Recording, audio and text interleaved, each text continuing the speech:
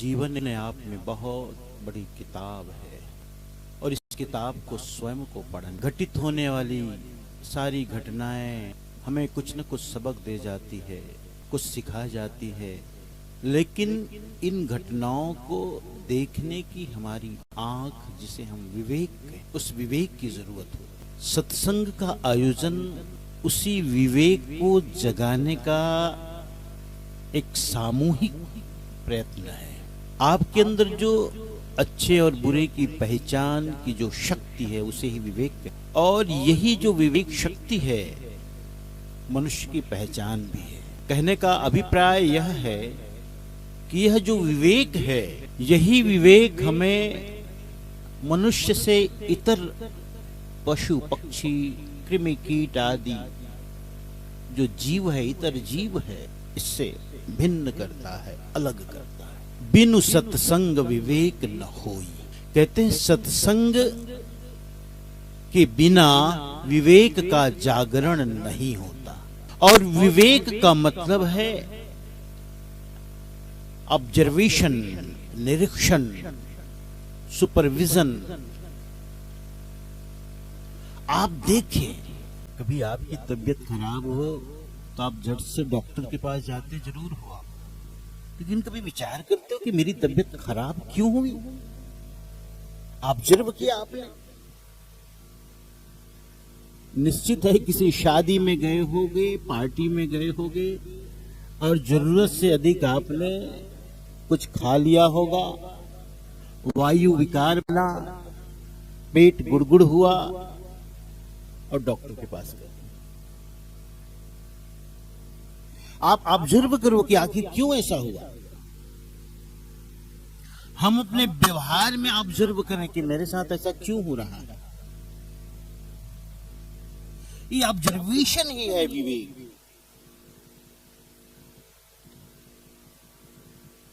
और इससे आप देखेंगे, एक जैसे गाय होती ना, गाय चरती है और चरने के बाद बैठ करके या खड़ी होकर के जुगाली करती है।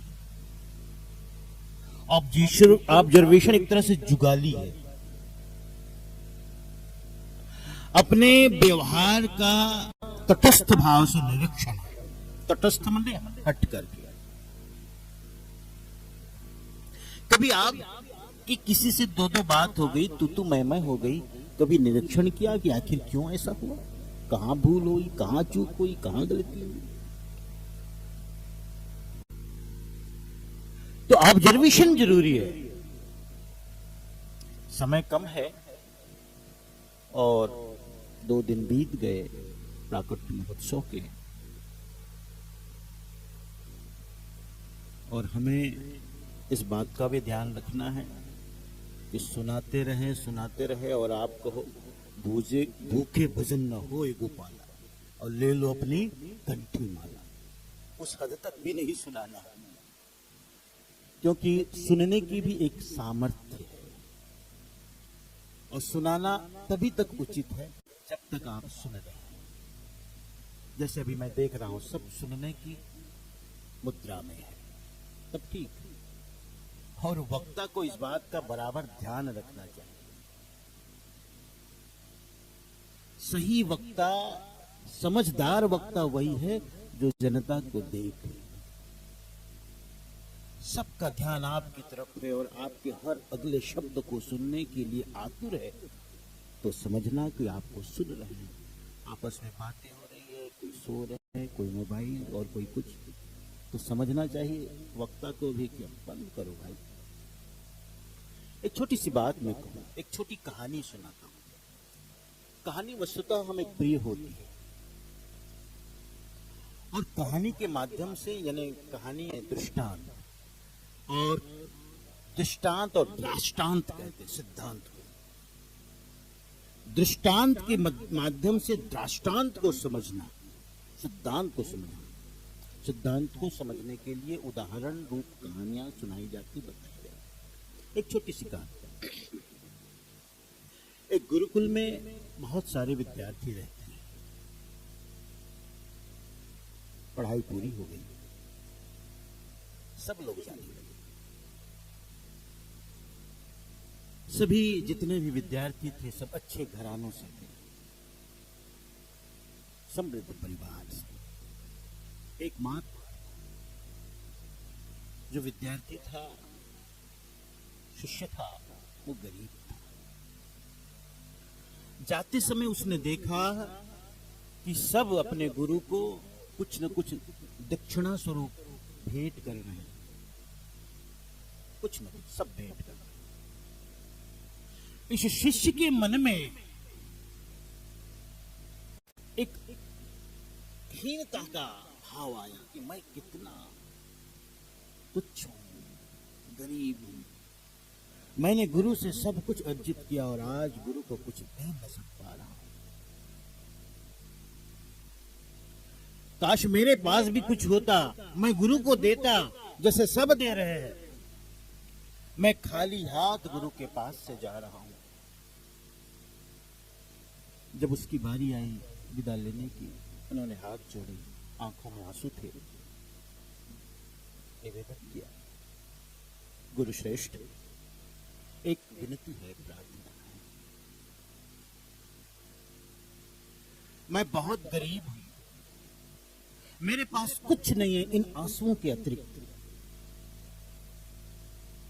लेकिन एक विनती यह है कि जब मेरे पास कुछ हो और मैं आऊं आपको देने, इनकार मत करना, बड़ी कृपा होगी। यदि आप इनकार करोगे तो मुझे बड़ा दुख होगा। अभी कुछ नहीं है मेरे पास, बस इतना आश्वासन चाहता हूं, इतना भरोसा चाहता हूं कि कभी मेरे पास कुछ हुआ, मैंने कुछ अर्जित किया, कमाया और मैं आपके पास उसे देने आऊं तो इनकार मत करना। गुरु ने कहा, बेटा, इन आंसुओं से बड़ी कोई संपत्ति नहीं जो तुमने की। और सच, आंसू यूं ही आंखों से नहीं बहते।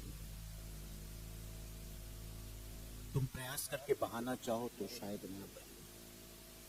जब हृदय में भावों का अतिरेक होता है, उमड़ता है, घुमड़ता है, लहरें उठती है, जैसे कहते हैं भाव विभोर होना,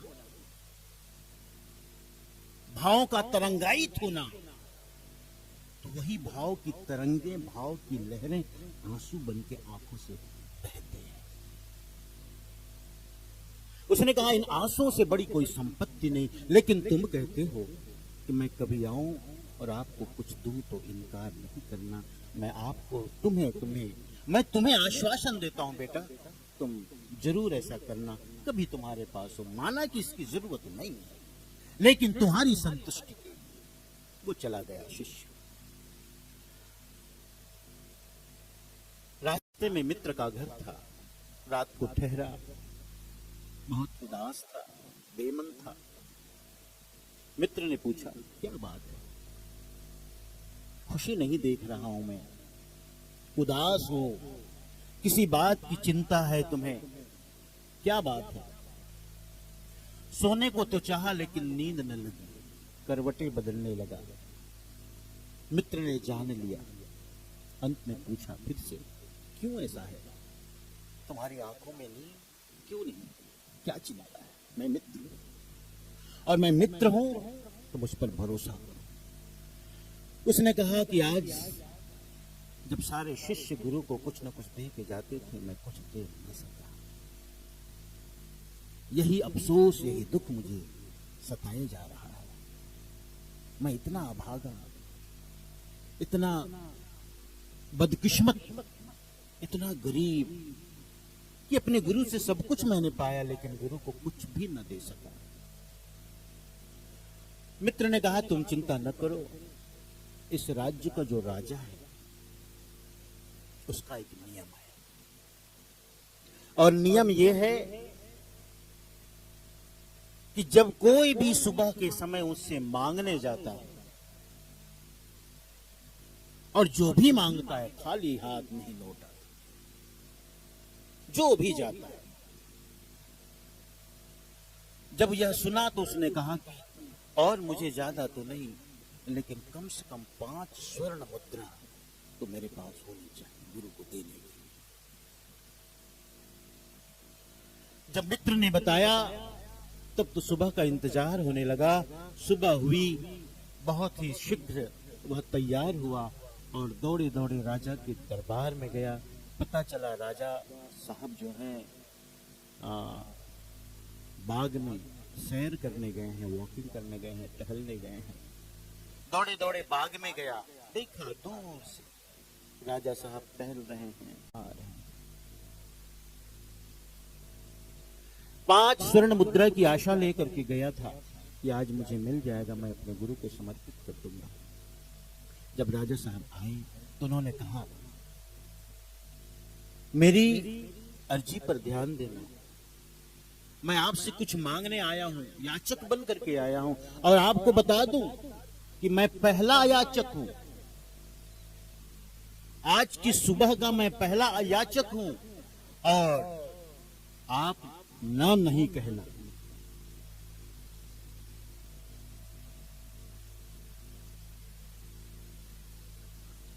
आप ना नहीं कहना। राजा ने कहा, तुम आज के ही नहीं, अब तक के पहले याचक हो, और जो तुम कहते हो, आश्वासन चाहते हो कि जो मैं मांगूंगा आप दोगे, तो बिल्कुल जो तुम मांगोगे, जो भी मांगोगे, सब तुम्हें दूंगा। बोलो क्या चाहते हो? 5 स्वर्ण मुद्रा की उम्मीद लेकर के गया था। जब राजा ने आश्वासन दिया तो सोचा, जब ये कहते हैं कि जो मांगोगे सब मिलेगा, तो 5 ही क्यों? 5 ही क्यों? 500 क्यों नहीं? 500 ही क्यों? 5000 क्यों नहीं? 5000 ही क्यों? 5 लाख क्यों नहीं? और संख्या बढ़ती गई, बढ़ती गई। आज पहली बार उसे ख्याल हुआ कि मैं इतनी ही संख्या, इतनी ही गिनती क्यों जानता, इससे ज्यादा बोला जानता। उसने कहा, ऐसा करो, आप एक बार और टहलाओ, जब तक मैं निश्चय कर लूं क्या मांगना। राजा साहब फिर एक बार टहलने गए, सोचा कि 5 लाख, और जब ये कहते हैं कि जो मांगोगे सब मिलेगा, तो 5 लाख ही क्यों, पूरा राज्य क्यों ना मांगो। और पूरा राज्य जब मांगू तो फिर उसके मन में विचार आया, फिर राजा साहब से कह दूंगा पूरा राज्य मुझे दे दो, दया करता हूं तुम पर, कि जो तुम कपड़े पहने हो कपड़े के साथ जाने देता हूं। नहीं तो मन तो वो भी नहीं करता कि तुम जिस कपड़े को पहने हो वो भी तुम्हें दी जाऊं। जब राजा वापस आए, उसने कहा, तुमने सोचा? कहा, हमने बिल्कुल सोच लिया। बोलो।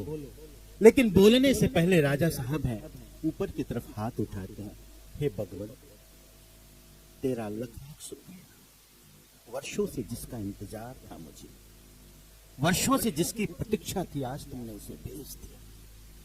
मैं किस मुख तुम्हें धन्यवाद करूं। वर्षों से चाहता था कि कोई आवे, इस राज्य को संभाले, इसकी व्यवस्था को देखे, मैं यहां से मुक्त हूं, और आज तुमने भेज दिया। बड़ी तुम्हारी कृपा, बड़ी तुम्हारी दया। जब राजा को इस प्रकार उसने कहते सुना तो उसके मन में एक सवाल आया, मैं पूरा राज्य चाहता हूं, और ये पूरा राज्य मुझे दे करके इतना प्रसन्न है, इतना खुश है, क्या बात है। मेरे अंदर एक लोभ है, एक आकांक्षा है कि मुझे राज्य मिले, मैं राजा बनूं, लेकिन राजा होकर के इस राज्य को त्यागना चाहता है। जिस ऑब्जर्वेशन की बात मैंने कही वही क्यों है, क्या बात है? अगर इस राज्य को छोड़ करके जाना चाहता है, इसका मतलब ही है कि इससे कोई बड़ा राज्य इनको मिल रहा है। इस सुख को त्याग करके जाना चाहता है, इसका मतलब है इससे कोई बड़ा सुख इन्हें प्राप्त हो रहा है। राजा ने कहा, बोलो क्या सोचा तुमने? वह जो शिष्य था चुप, क्या बात है, बोलो, देर क्यों, जल्दी करो, मुझे जल्दी जाना है। शिष्य ने कहा कि आपको इस प्रकार देखकर मेरे मन में एक संदेह पैदा हो गया, संदिग्ध हो गया मेरा मन। ऐसा करिए, एक कृपा और करिए, एक चक्कर और लगा के आ जाइए। जब उसने राजा से कहा एक चक्कर और लगा के आ जाओ, राजा ने कहा ठीक से सोच लो, अच्छी तरह से सोच लो, ध्यान रखना, मैं आता हूं अगले एक चक्कर और लगा के। जब अगला चक्कर लगा करके वहां पर आया तो जानते हो क्या हुआ? वो शिष्य वहां पर नहीं था, वो शिष्य वहां पर नहीं। ये है ऑब्जर्वेशन, निरीक्षण, इसे कहते हैं विवेक। कोई जरूरी नहीं है कि तुम हर व्यवहार को, हर क्रिया को अपनाओ, जियो, तभी तुम्हें उससे कुछ सबक और सीख मिले। देख करके मैं तो अक्सर सुनता हूं गृहस्थ जीवन में कुछ नहीं ऐसा है, आप ही कहते हो कुछ नहीं ऐसा है, बेकार है बस। अब आप इतने लोग कहते हो तो कोई जरूरी है कि अनुभव करने के लिए जाया जाए। जाया जाए, सोचो। ऐसे ही हम अपने जीवन में देखें, चिंतन करें, मनन करें और विवेक को जगाएं। विवेक के द्वारा ही हमें यह ज्ञात होता है कि क्या शुभ है, क्या अशुभ है, क्या कर्तव्य है, क्या अकर्तव्य है, क्या कर्म है, क्या अकर्म है, क्या चिंतनीय है, क्या अचिंतनीय है। सबका बोध होता है विवेक से, और वही विवेक मनुष्य की पहचान है। बाकी तो नीतिकार ने कहा आहार निद्रा भय मैथुनंच सामान्य में तत्पशुभिर नराणाम धर्मो हि तेषाम अधिको विशेषो धर्मेण हीना पशुभिर समानम। धर्म की विशेषता मनुष्य के जीवन में है, और धर्म यानी विवेक, यदि धर्म भी नहीं है तो पशु और मनुष्य में कोई भेद नहीं। आहार पशु भी करता है, आप भी करते हो, मनुष्य भी करता है। निद्रा विश्राम पशु भी और पक्षी भी करते हैं, आप भी करते हो। भय अपने प्राणों का भय पशु पक्षियों को भी होता है, आपको भी होता है। और संतानोत्पत्ति पशु पक्षी भी करते हैं, आप भी करते हैं। भेद क्या है? विवेक, विचार। साहब ने बीजक में जगह कहा करहु विचार जो सब दुख जाए। विचार क्या? विचार से ही सारे दुखों का समाधान है। प्यारे हैं सुनो, इसलिए समय को ध्यान में देकर एक बात और कह दूं। पिछली फरवरी में आचार्य गद्दी कबीर धर्म स्थान खरसिया में बहुत बड़ा आयोजन हुआ था, ऐतिहासिक कार्यक्रम था और अविस्मरणीय था। उस कार्यक्रम में आप सबकी सहभागिता प्रशंसनीय है, सराहनीय है। उस महायज्ञ गोत्री और अंतर्राष्ट्रीय कबीरपंथी महासम्मेलन के लिए जिन भक्तजनों ने, जिन संतजनों ने और जिन हमारे श्रद्धेयमान साहिबों ने आर्थिक रूप से सहयोग प्रदान किया था, जिन संतों भक्तों महंतों ने तन मन धन से सहयोग किया था, उन सभी को बहुत बहुत बहुत बहुत धन्यवाद, बहुत बहुत बहुत बहुत आभार। जिन्होंने नहीं भी दिया लेकिन आकर के अपनी उपस्थिति से, अपनी मौजूदगी से भी सहयोग किया है। हाँ, अंतिम दिन लगभग 50 से 60 हजार लोगों की भीड़ थी।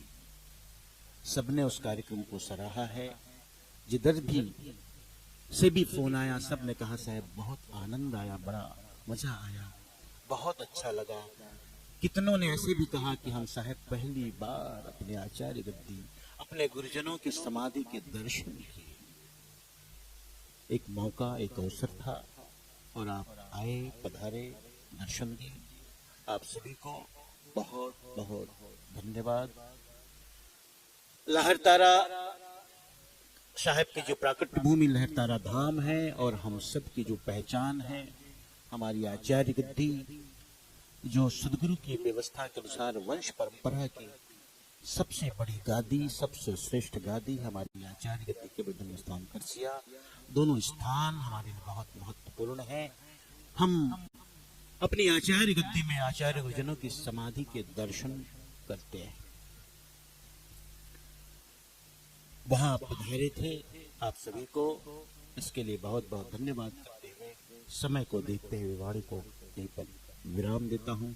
सत्यनाम बंदगी साहिब।